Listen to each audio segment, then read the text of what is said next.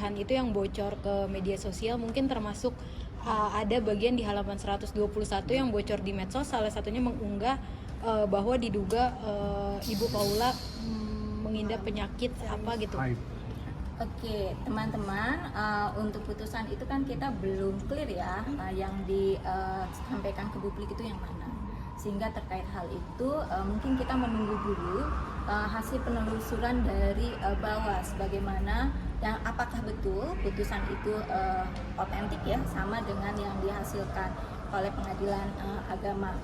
Kemudian terkait dengan penyampaian bahwa diduga memiliki penyakit yang serius, itulah yang dimaksud tadi oleh Bang Erwin, bahwa di dalam Undang-Undang Perlindungan Data Pribadi ada hal-hal yang tidak boleh disampaikan karena itu hak privasi seseorang, siapapun itu.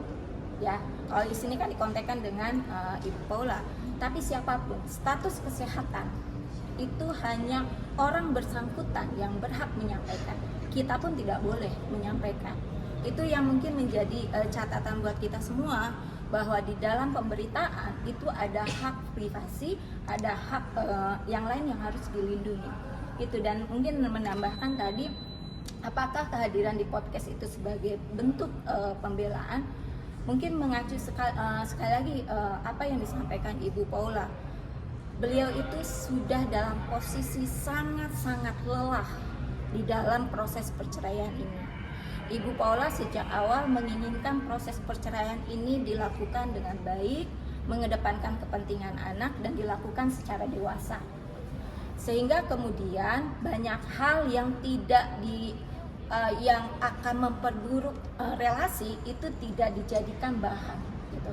Namun hal serupa kan tidak, itikat itu tidak sama gitu.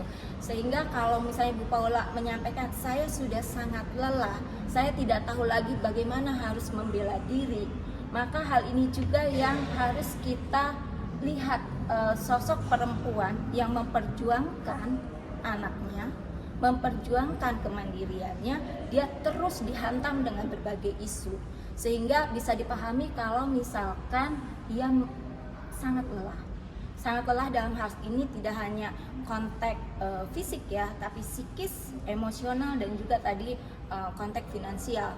Jadi kami juga mengharapkan teman-teman juga kelompok perempuan memberikan solidaritas untuk kondisi Ibu Paula ini. Bukan ini banyak kejanggalan juga dalam putusan ya.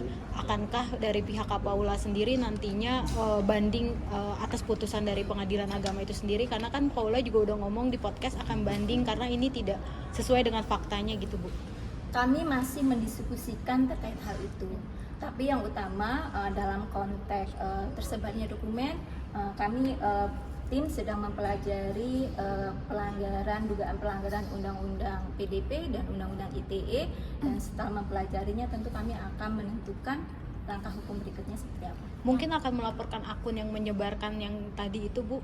Ya, kami pelajari terlebih dahulu termasuk siapa pengunggah pertama.